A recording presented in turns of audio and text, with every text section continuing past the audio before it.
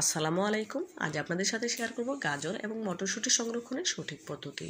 শীতকাল মানেই বাজারে অনেক ধরনের সবজি পাওয়া যায় একেবারে রিজনেবল প্রাইসে। গাজর এবং মটরশুঁটি যে কোনো খাবারে আমরা ব্যবহার করতে পারি।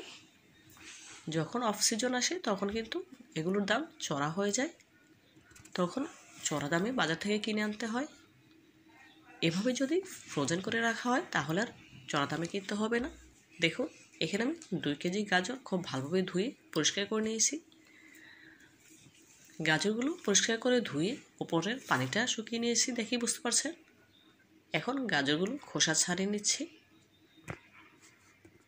গাজর এমন একটা সবজি যা মোটামুটি সব খাবারের সাথেই যায়। এভাবে করে যদি ফ্রোজেন করে রাখি তাহলে আর বাজার থেকে চড়া দামে কিনতে হবে না।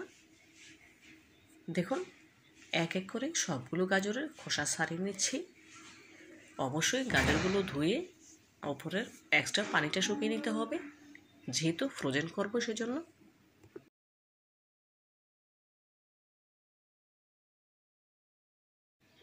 এক এক করে সবগুলো গাজরের খোসা ছাড়িয়ে নিচ্ছি।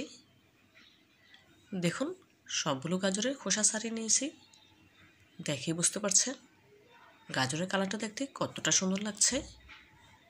এখন এই গাজরগুলোকে একটি চাকুর সাহায্যে কুচি কুচি করে কেটে নেব।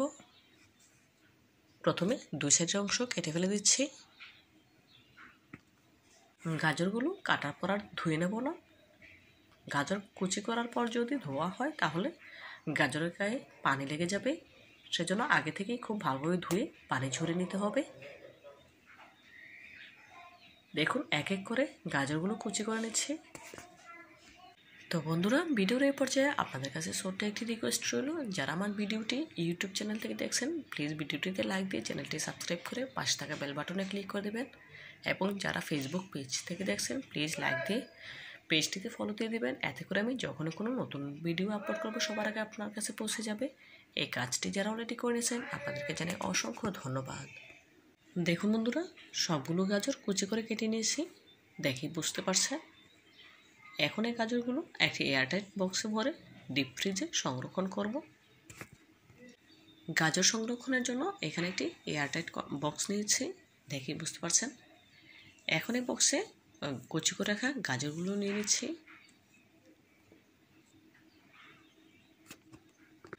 দেখুন, গাজরগুলো চাপাচাপি করে রাখা যাবে না, এভাবে করে একটু আলতো হাতে নেড়েচেড়ে দিয়ে এয়ারটাইট বক্সে ঢাকনাটা লাগিয়ে দেব।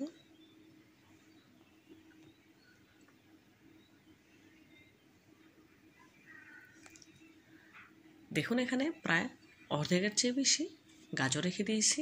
এখন ঢাকনাটা লাগিয়ে দিচ্ছি খুব ভালোভাবে। আরও একটি পদ্ধতি আপনাদের সাথে শেয়ার করব। যাদের হাতের কাছে এয়ারটাইট বক্স নেই তারা এভাবে পলি ব্যাগে ভরেও গাজর সংরক্ষণ করতে পারেন, কোনো অসুবিধা নেই। দেখুন, এখানে আমি একটি পলি ব্যাগ নিয়েছি, এতে দিয়ে দিচ্ছি গাজর।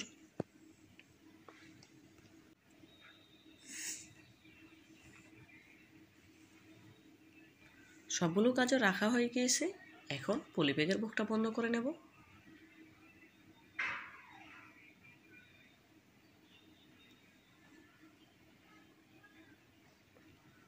দেখুন, খুব ভালোভাবে একটা গিট দিয়ে নিয়েছি। এখন ডিপ ফ্রিজে সরাসরি রেখে দেব।